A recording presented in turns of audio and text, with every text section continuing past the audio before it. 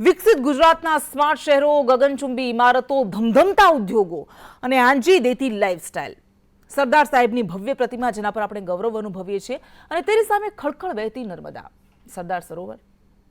આજે દેશ સામે મૂકવામાં આવેલું ગુજરાત મોડલનું ચિત્ર જે ખરેખર ખૂબ આકર્ષક, ખૂબ મોહક લાગે છે. પણ આજે વાત એ ગુજરાતની કરવી છે જેનો અનુભવ ગુજરાતનો એક ખૂબ મોટો વર્ગ કરે છે. હોસ્પિટલમાં દર્દીઓને જાણે માણસ જ ન માનવામાં આવતા હોય એવી બદતર સુવિધાઓ અને ગંદકી. આજે વાત એ ગુજરાતની પણ કરવી છે જ્યાં ભણશે ગુજરાત, આગળ વધશે ગુજરાત, પ્રવેશોત્સવ, ગુણોત્સવ આવા ખૂબ સરસ સૂત્રો અપાય.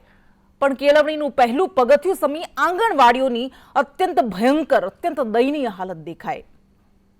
આંગણવાડીઓને નાના નાકડા દુકાનના ખોખામાં ચલાવવામાં આવે. વિશ્વગુરુ બનવાના સપના જોતા દેશ સમક્ષ મૂકવામાં આવેલા ગુજરાત મોડલની એક બાજુ આ પણ છે. આજે વધારે વાત નથી કરવી, સીધી તસવીરો આપને બતાવી છે અને પ્રતિક્રિયાઓ આપણને સંભળાવી છે. સૌથી પહેલા એ તસવીર આણંદની એક હોસ્પિટલ, જનરલ હોસ્પિટલના દ્રશ્યો અમે આપને બતાવીએ કે જેમાં આ જનરલ હોસ્પિટલમાં ઉંદરો ફરી રહ્યા છે એવો આરોપ લગાવવામાં આવે છે અને એક ડોક્ટર જે પોતે ડોક્ટર હતા, અત્યારે દર્દી છે, તેમનો પગ આ ઉંદર કોતરી ખાય છે. આનાથી વધારે ખરાબ હાલત શું હોઈ શકે? આ ઉંદરે કોતરી ખાધેલો પગ છે કે પછી સિસ્ટમમાં બેઠેલા ઉધઈએ? સૌથી મોટો સવાલ એ થાય. સૌથી પહેલા એ પ્રતિક્રિયા આપને સંભળાવીએ. ડાબી ચટો એટલે આ પગ પાક્યો એટલે ડાબી સારો છે, કંટ્રોલમાં છે, પણ આ દરરોજ 2-3 દિવસે કઈડ જ છે. ઉંદર કઈડ જ, 7 ઉંદરે ફરે. શું માણસ કરે? રાતે ફૂંકે ને એટલે આપણે ખબર ના પડે. તાજું લોહી નીકળી બધું જોઈ લઈએ. મને આ છે ને ડાબી ચટો એટલે આ પગ પાક્યો એટલે ડાબી સારો છે, કંટ્રોલમાં છે, પણ આ દરરોજ 2-3 દિવસે કઈડ જ છે. ઉંદર કઈડ જ, 7 ઉંદરે ફરે. શું માણસ કરે? પણ રાતે ફૂંકે ને એટલે આપણે ખબર ના પડે. તાજું લોહી નીકળી બધું જોઈ લઈએ. કઈ જગ્યાએ દાખલ છે? દાખલ કઈ જગ્યાએ?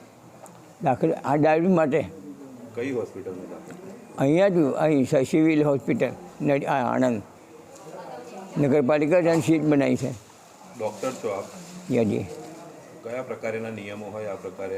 બધી ખબર છે. શું હોય નિયમ? શું એટલે નિયમ શું કહે છે આ બાબતે? મને સમજે ના પડે. નિયમ શું કહે છે આ બાબતે? આવી ઘટના બને ઇન્ડોર પેશન્ટ સાથે? ઇન્ડોર પેશન્ટ હા કેર વર્તન કરે છે. કોણ ગેરવર્તન? કેબિનમાં ઉપર નહીં થતા પેશન્ટને તો બોલા તો શું છે?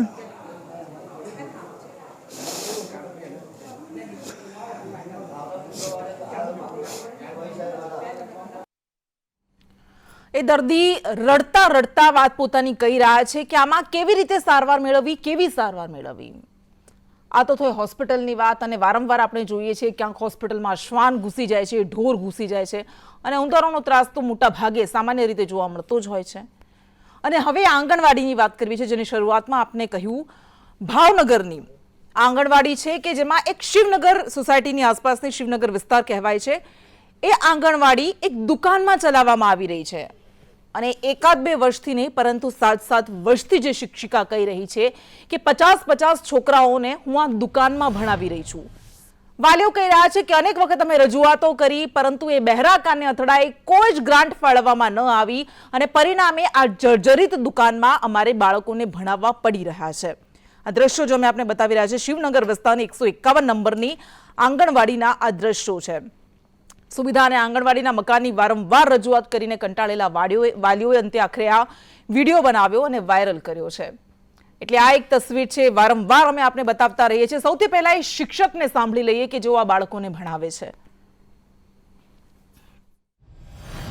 આ વિસ્તારમાં હમણાં આજુબાજુમાં એક આંગણવાડી નથી, આ એક જ આંગણવાડી છે ને મારે 50-55ની સંખ્યા છે મારા આંગણવાડીની. એના કેટલા ટાઈમથી આ કન્ડિશનમાં આપ ચલાવો છો ને શું પરિસ્થિતિ છે? હું 7 વર્ષથી જોઈન્ટ થઈ, એ વખતની આમાં ચલાવું છું. અને આની કોઈને રજૂઆત કરેલી કે શું? રજૂઆત કરી છે પણ એને એમ કીધું છે કોમન પ્લોટમાં તમને નંધર કરી દઈશું. એટલે આ તમે સાંભળ્યું અને આ એક આંગણવાડીની વાત નથી. ભાવનગરમાં આવી 149 આંગણવાડીઓ છે. અલગ અલગ સુવિધાઓની હું વાત કરું, 149 આંગણવાડીઓ શૌચાલય વગરની છે. ભાવનગરમાં 79 આંગણવાડીઓ એવી છે કે જ્યાં પીવાના પાણીની કોઈ સુવિધા નથી. જર્જરિત હાલતમાં આ આંગણવાડીઓ ચાલી રહી છે અને આવી સ્થિતિ છે. નવસારીનો જે એક રિપોર્ટ સામે આવ્યો હતો, નવસારીમાં 114 આંગણવાડીઓ જર્જરિત હાલતમાં છે, કારણ કે ગ્રાન્ટ નથી મળી એટલે આંગણવાડીઓ બની જ નથી અને પરિણામે કડકડતી ઠંડીમાં કે પછી ભયંકર ગરમીમાં બાળકોએ ભણવા માટે મજબૂર બનવું પડે છે. આ સ્થિતિ તમે વિચારી શકો છો, જ્યારે સૌથી વધારે ખર્ચ એ એજ્યુકેશન પાછળ, શિક્ષણ પાછળ કરવામાં આવતો હોય. 55,114 કરોડની જોગવાઈ જાહેરાત છે, ખર્ચની વાત નથી કરતી. બજેટમાં સૌથી વધારે જાહેરાત જોગવાઈ શિક્ષણ પાછળ કરવામાં આવી છે. 55,114 કરોડ. તેમ છતાં બાળકો દુકાનમાં ભણી રહ્યા છે. આરોગ્ય પાછળ 21,100 કરોડની જાહેરાત કરવામાં આવી છે, પરંતુ તેમ છતાં પણ જનરલ હોસ્પિટલ્સમાં ઉંદરો ફરી રહ્યા છે, દર્દીઓના પગ કોતરી ખાઈ રહ્યા છે. એટલે જાહેરાતો શું થાય છે અને વાસ્તવિક ચિત્ર શું છે આપ સમજી શકો છો. ચર્ચા આપણે કરીશું. આપણી સાથે ભારતીય જનતા પાર્ટીમાંથી ડોક્ટર શ્રદ્ધા રાજપૂત પ્રવક્તા જોડાઈ ગયા છે. કોંગ્રેસમાંથી આપણી સાથે પ્રવક્તા ડોક્ટર હેમાંગ વસાવડા જોડાઈ ગયા છે. આ બંનેનું સ્વાગત છે. શ્રદ્ધાબેન, આપનાથી શરૂઆત કરીએ. આપણે વિશ્વગુરુ તો બનવું છે, ગુજરાતનું આટલું સુંદર મોડલ આપણે વારંવાર મૂકતા રહીએ છીએ, પરંતુ આ એ જ ગુજરાત છે જે વિકસિત ગુજરાત કહેવામાં આવે છે. સૌથી ચોથું વિકસિત રાજ્ય ગણાય છે જીડીપીની દ્રષ્ટિએ, પરંતુ અહીંયા એક સારી હોસ્પિટલની સુવિધાઓ પણ નથી મળતી, બાળકોને સરખી આંગણવાડી પણ નથી મળતી. કૃષ્ણાબેન, તમે જે વિઝ્યુઅલ્સ દેખાડ્યા છે એ વિઝ્યુઅલ્સ સાચા છે, હું માનું છું. આજે જે આણંદની ઘટના તમે બતાવી છે એ પણ સાચી છે કે ચીફ ડિસ્ટ્રિક્ટ મેડિકલ ઓફિસર જોડે પણ મારી વાત થઈ છે. એમણે કીધું કે ત્યાં આ જે લાભાર્થી એડમિટ થયું હતું એ ગેંગ્રીનની એમની સારવાર ચાલી રહી હતી ને મોસ્ટ પ્રોબેબલી એ આવતીકાલે ડિસ્ચાર્જ થવાનું હતું. પણ જેમ એ લાભાર્થીએ બી કીધું છે અને જનરલી એવું હોય છે કે ઉંદર જે હોય છે રાત્રે કરડતું હોય છે ત્યારે ફૂંક મારતો હોય છે, ત્યારે પેશન્ટને ખબર નથી પડતી અને સવારે તો આપણે બધા ચાલતા ફરતા હોઈએ છીએ ત્યારે કોઈ ઉંદર આસપાસ આવતું નથી. એક જનરલ ફિનોમિના ઉંદરની એ છે. તો આવી ઘટના ક્યાંક ભાગ્યે જ જોવા મળતી હોય છે, જેમાંની આ એક ઘટના છે, દુઃખદ છે અને એના ઉપર કાર્યવાહી કરવાની અને ત્યાં એ ઉંદરોનો ત્રાસ ન થાય ને કોઈ લાભાર્થીને કે દર્દીને ન નુકસાન કરે એના તાત્કાલિક પગલાં લેવાની પણ આણંદના ચીફ ડિસ્ટ્રિક્ટ મેડિકલ ઓફિસરે ખાતરી આપી છે અને હેલ્થ ડિપાર્ટમેન્ટે પણ આનામાં તાત્કાલિક કાર્યવાહી કરી છે. બીજી વસ્તુ છે કે તમે વિઝ્યુઅલ્સ બતાવ્યા, બહુ સારું કર્યું કે તમે લોકો એ જ વિઝ્યુઅલ્સ બતાવો છો કે જ્યાં કંઈક ઘટના ઘટી છે બિલકુલ એ બતાવો છે, પણ એની સાથે આ જ ડૉક્ટરો, આ જ સરકારી કર્મચારીઓ, આ જ નર્સો, female health worker staff, MPHW, આશા, આંગણવાડી લોકો, એવી બિલ્ડિંગ્સ બી સરકારની બનાવેલી છે કે જ્યાં ખૂબ ઉત્તમ સુવિધા પાડી રહી છે. ભાવનગરની આંગણવાડી જે તમે રેન્ટેડ બિલ્ડિંગમાં દેખાડી છે એ સાચી વાત છે, કારણ કે ભાવનગરની શહેરની અંદર કોઈ સરકારી જમીન એમને બાંધવાની નહીં મળી હોય એટલે રેન્ટની ગ્રાન્ટ સરકારે ત્યાં સુધી પહોંચાડીને બાળકોનું જમવાનું ને બધી વ્યવસ્થા ચાલી રાખી છે. પણ એ સાથે ગુજરાતની અંદર હજારોની સંખ્યામાં સ્માર્ટ આંગણવાડી બી થઈ છે અને સ્માર્ટ આંગણવાડી અને સ્માર્ટ સ્કૂલોના વિઝ્યુઅલ્સ બી આપ આપના માધ્યમથી બતાવો એ જરૂરી છે. એટલે બિલકુલ જ ખરાબ છે એવી પ્રસ્તાવનાની સાથે ડિબેટની શરૂઆત કરવી મને લાગે છે યોગ્ય નથી. આ તો એવું થયું કે તમારે તમારી સરખામણી કેરળ સાથે નથી કરવી, તમારે તમારી સરખામણી બિહાર સાથે જ કરવી છે. મારે કેરળ સાથે કે મહારાષ્ટ્ર સાથે કે બિહાર સાથે મધ્યપ્રદેશ સાથે કરવી નથી. માણસ મરી જાય છે નથી બતાવવું, જે માણસ જીવી ગયો છે એને તમે બતાવો. સાંભળો કૃષ્ણાબેન, મારે કોઈ બીજા રાજ્ય સાથે ગુજરાત રાજ્યની સરખામણી, ગુજરાત મોડેલની લોકો ગુજરાત મોડેલને અનુસરે છે એટલે અમારે કોઈ મોડેલ નથી જોવું. એક પણ બાળક કેમ હું એની સાથે સહેમત છું, હું એની સાથે બિલકુલ સહેમત છું. સુંદર રાજ્ય છે આપણું, વિકસિત રાજ્ય છે. મેં તમને કીધું અહીંયા બાળક કેમ આવી રીતે ભણે? કૃષ્ણાબેન, મેં તમને શું કીધું કે જે ઉંદરે પગ કર્યું છે એ ઘટનાને અમે સ્વીકારીએ છીએ, એ દુઃખદ છે. આ ન થવું જોઈએ, જ્વલજ બનતી ઘટના છે, પણ કોઈ જોડે આવું ન થવું જોઈએ. ગેંગ્રીનની એમની સેવા ચાલી રહી હતી ને આવતીકાલે ડિસ્ચાર્જ બી થવાનું હતું એ લાભાર્થી. અત્યારે એમની ટ્રીટમેન્ટ માટે પણ મેં CDMO જોડે ત્યાંના વાત કરી છે. તમને એવું હોય તો લાસ્ટ કોલ લિસ્ટમાં એમનો નંબર એટલે બીજા દર્દીની મેં પ્રતિક્રિયા સંભળાવી નથી. એમનું કહેવું છે કે અહીંયા 7-8 ઉંદર ફરી રહ્યા છે, કારણ કે આપણી પાસે સમય ઓછો છે એટલા માટે સંભળાવી મેં તમને શું કીધું કે આ વાત અમે માની છે ને એના ઉપર કાર્યવાહી કરવાની અને એ ઉંદરોનો ત્રાસ ન થાય એના માટે. પણ એની સાથે કેટલી જગ્યાએ જ્યાં બિલ્ડિંગોનું આધુનિકરણ થયું છે ને મોટા પ્રમાણની અંદર સરકારી જે આરવી હોસ્પિટલો ચાલે છે ત્યાં ઘણા બધા લોકો ખૂબ સારી સારવાર લઈ રહ્યા છે અને ડિસ્ચાર્જ થઈ રહ્યા છે. એ લોકોના બી ઇન્ટરવ્યુ લેવા જોઈએ ને. હા, ત્યાં કાન તમારે આમળવો છે, ત્યાં બેખોફ તમે આવો ને, મેં સ્વીકારી બી લીધું છે. આમાં કોઈ એવું વાત નથી કે કોઈ જોને તોની વાત ન હોય કે આ કેમ નથી બતાવતા ને આ કેમ નથી બતાવતા. જ્યાં સારી સુવિધાઓ મળે છે એ તો મળે છે, પણ જે વ્યક્તિ સુવિધાથી વંચિત રહી જાય છે એનો અવાજ, એની સ્થિતિ બતાવવાની અમારી ફરજ તમે બતાવી. પણ શા માટે જે વ્યક્તિ સુવિધાથી વંચિત રહી જાય છે કે ત્યાં હજુ કોઈ સરકારી જમીન એ આંગણવાડીને એ સુધારવું જોઈએ, એ સ્વીકારવું બતાવવું જોઈએ, આ નથી કૃષ્ણાબેન, બતાવતા, પેલું નથી સરકારી બતાવતા, જમીનો એવી ક્યાં જ્યાં જ્યાં વાત મળે આવી? છે પહેલા જમીન હસ્તક કરવી પડે છે અને પછી મકાન બનાવવાની ગ્રાન્ટ મળે છે. અહીંયા ઠીક છે, રેન્ટેડ આંગણવાડી ઓકે. એટલા માટે ચલાવવામાં આવે છે કે કોઈ સરકારી જમીન ત્યાં નહીં ફાળવવામાં આવી હોય. હેમાંગ વસાવડા આપણી સાથે જોડાયેલા છે. ડોક્ટર અમર પંડ્યા કે જેઓ આણંદના સિવિલ સુપ્રિન્ટેન્ડન્ટ છે, તેઓ પણ આપણી સાથે જોડાઈ ગયા છે. ડોક્ટર અમર, આપની પાસે આવીએ. આ જે હોસ્પિટલ છે, ઋષિકેશ પટેલ કે જેઓ રાજ્ય સરકારના પ્રવક્તા મંત્રી છે, તેમણે પણ કહ્યું કે નવી હોસ્પિટલ બની રહી છે, પરંતુ એ ત્યાં સુધી એક થોડા ટેમ્પરરી વિકલ્પ તરીકે આ કામ થઈ રહ્યું છે અને ત્યાં પણ જે પણ આ સમસ્યા છે એનો ઉકેલ લાવવામાં આવશે. પરંતુ શું હોસ્પિટલનું વારંવાર દરરોજ ચેકઅપ નથી થતું કે ત્યાં શું સુવિધાઓ મળી રહી છે, શું ગંદકી છે, શું સમસ્યાઓથી લોકો ત્રસ્ત છે? એ દર્દીને પણ આપણે સાંભળ્યા, એ કહે છે કે સારવાર માટે કોઈ ઊભું જ નથી થતું ને એમ કહેતા કહેતા તેઓ રડી પડે છે.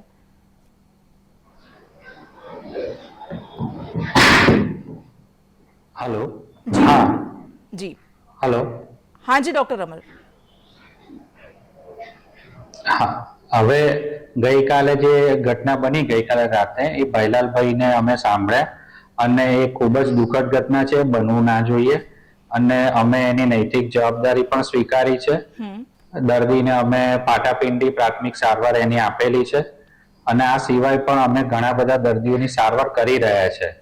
અમારે 100 બેડની હોસ્પિટલ છે, એની સામે દરરોજ અમે જોઈએ તો 80 થી 90 દર્દી દાખલ હોય છે.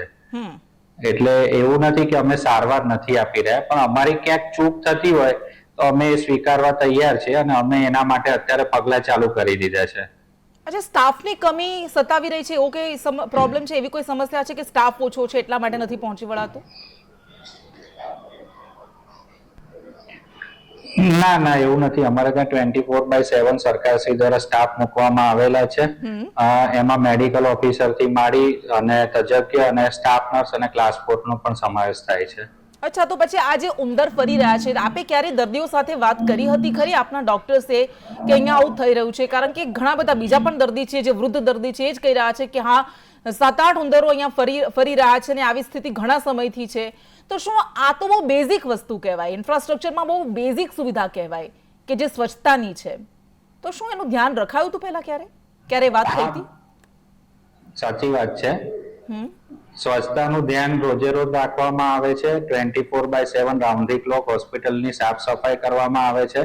પરંતુ કોઈ પણ કારણસર ગઈકાલે જે ઉંદર આવ્યા એના માટે આજે અમે તાત્કાલિક પગલાં લીધા છે. અચ્છા, એક જ દિવસ પહેલા આવ્યા હોય એવું તો બને નહીં. ઠીક છે ડોક્ટર અમર, આવીશું આપની પાસે અને કેટલાક આંકડા હું આગળ મૂકતી જઈશ.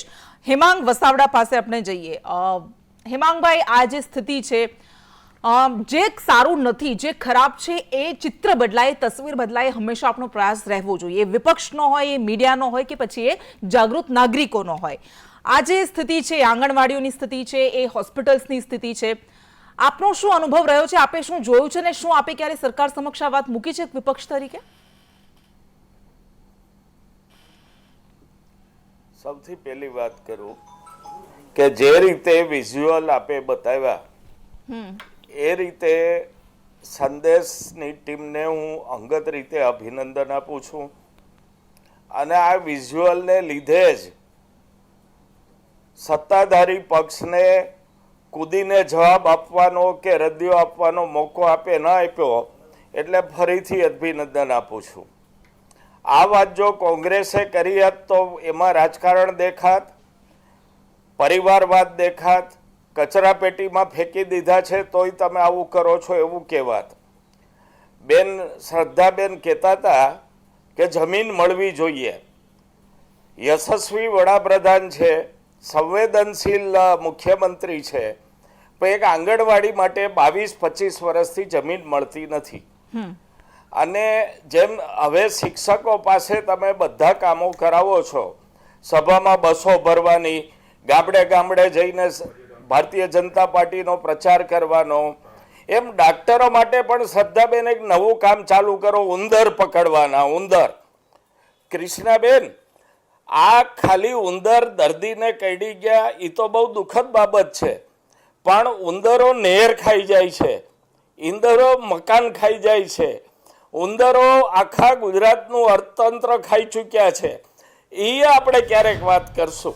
હવે મોટી બીજી મુદ્દાની વાત કરું કે જે ભ્રષ્ટાચાર વાપ્યો છે, હમણાં જ અમિતભાઈએ નલ સે જલ ને નલ સે છલ કીધી, એ રીતે બધે જ ઉંદરો ફેલાઈ ગયા છે. એટલે ગુજરાત ક્યાં જઈને અટકશે ખબર નથી. પાયાની જે વ્યાખ્યા છે વિકાસની, એ કોંગ્રેસ અને બીજેપીની બહુ જુદી છે. બીજેપીની રોડ, રસ્તા, બિલ્ડિંગ, પ્રવાસન, જેમાં એને 20% 25% મળે, એના માણસોને કોન્ટ્રાક્ટ મળે અને અબજોપતિ થઈ જાય, એ એની વ્યાખ્યા છે. અને કોંગ્રેસની વ્યાખ્યા છેવાડાના માનવીને સારામાં સારી સુવિધા મળે, એ વ્યાખ્યા છે. એટલે આજના આપના વિઝ્યુઅલે બે પક્ષ વચ્ચેની વ્યાખ્યાને પણ જુદી કરી બતાવી. ઠીક છે હેમાંગભાઈ. સંડાસ બાથરૂમ વગરની દુકાનમાં ચાલતી આંગણવાડી, વિશ્વગુરુ બનવા ભણી આપણે રોકેટ ગતિએ જઈ રહ્યા છીએ. જી જી હેમાંગભાઈ, આવીશું આપની પાસે છેલ્લે પ્રતિક્રિયા લેવા માટે. શ્રદ્ધાબેન, આપે સાંભળ્યું, આપને લાગે છે કે ભ્રષ્ટાચારના કીડા અથવા ભ્રષ્ટાચારની ઉધઈ જે કહેવાય છે કે દરેક જગ્યાએ ભ્રષ્ટાચારના ઉંદર ફરી રહ્યા છે અને એ વાસ્તવમાં સિસ્ટમને કોતરી ખાય છે, તો એ આમૂલ પરિવર્તન લાવવું હોય તો સૌથી પહેલા તો ત્યાં રોક લગાવવી પડશે, તો જ આમૂલ પરિવર્તન આવી શકશે, નહીતર તો આ બધું ચાલતું રહેશે.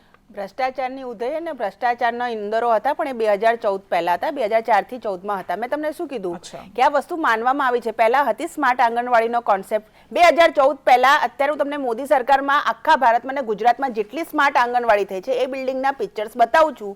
જો એ સ્માર્ટ આંગણવાડીનો કોન્સેપ્ટ 2014 પહેલા હોય ને એવા બિલ્ડિંગ હોય તો આઈ રિસ્પેક્ટ યુપીએ ગવર્મેન્ટ ને મનમોહનસિંહજી, એ બી મારા આદરણીય પ્રધાનમંત્રી છે, અને એ 2000 બિફોર 14 અને આફ્ટરના બધા પિક્ચર્સ બતાડી દઉં છું. અને હેમાંગભાઈ જોડે આવી હું ડિબેટ કરવા માંગુ છું કે તમે બિફોર આફ્ટરના પિક્ચર બતાવી દો. તમે સ્માર્ટ સ્કૂલ, શાળાઓ, નલ સે જલ જે યોજનાઓ છે કે લોકોને આઝાદી પછી સ્વતંત્ર ભારતની અંદર તમે વીજળી છેવાડાના ગામડા સુધી લઈ જઈ શક્યા છો. શૌચાલયો સરખામણી કેમ કરો છો? નહીં, આપણે તો ગુજરાતની વાત કરી છે. ના ના, હું ગુજરાતની 27 વર્ષ તો તમારી સરકાર છે. હું તમને એ જ કહું છું, હું તમને એ જ કહી રહી છું કે જ્યારે હેમાંગભાઈ આટલું બધું કહી રહ્યા છે ત્યારે મારે માન્ય ડોક્ટર સાહેબને જણાવવું છે કે જો તમે વાત કરો તો સ્માર્ટ આંગણવાડી, સ્માર્ટ સ્કૂલો, વીજળી છે, ઇન્ફ્રાસ્ટ્રક્ચર અપગ્રેડેશન છે, એના ઉપર વાત કરી છે. સરકારે ક્યાંય પણ એવો દાવો નથી કર્યો કે 100% કામ પતી ગયું છે, કારણ કે દરરોજ વખતે પોપ્યુલેશન સ્ટડીની અંદર આજે પણ કેટલાય બાળકો જન્મ લેશે. આજે પણ લોકો એવું નથી હોતું ક્યારે સરકારનું કામ 100% ના બદલે. સતત આ ચાલતી પ્રક્રિયા છે. વિકાસ એ સતત ચાલતી પ્રક્રિયા છે. હા, પણ તમે એમાં લૂણો લગાડી દીધો હોય અને રોકી દીધો હોય, કરતા જ ના હો. તમે એક ધક્યાનુસી 1947માં આઝાદ થયા પછીનું કોઈ તમે ઇન્ફ્રાસ્ટ્રક્ચર અપગ્રેડેશન કે ચેન્જ ના કર્યો તો ચોક્કસ તમે આ કાન મરડી શકો છો. માનવ વિકાસ આંક ઋષિકેશ પટેલને પણ મેં આ સવાલ પૂછ્યો હતો અને થેન્ક યુ કહીને નીકળી ગયા હતા.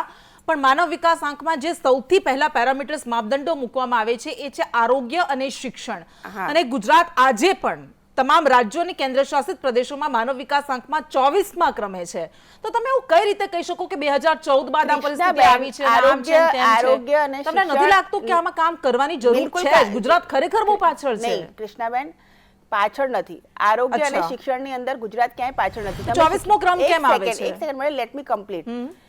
ગુજરાતની અંદર તમે જે ગ્રોથ છે, ગુજરાતે પહેલાથી જે પ્રોગ્રેસિવ સ્ટેટ છે અને સૌથી વધારે અહીંયા ધંધાદારી મેન્ટાલિટી રહી છે. લોકો બિઝનેસીસમાં માને છે. લોકો બિઝનેસીસ એટલા કરે છે કે જોબ કરતા લોકોને બીજા લોકોને રોજગારી આપવામાં માને છે. એટલા માટે તો 14 લાખથી વધારે લેબર્સ અહીંયા છે. અહીંયા આખા ભારતમાંથી લોકો અહીંયા કામ કરવા માટે આવે છે.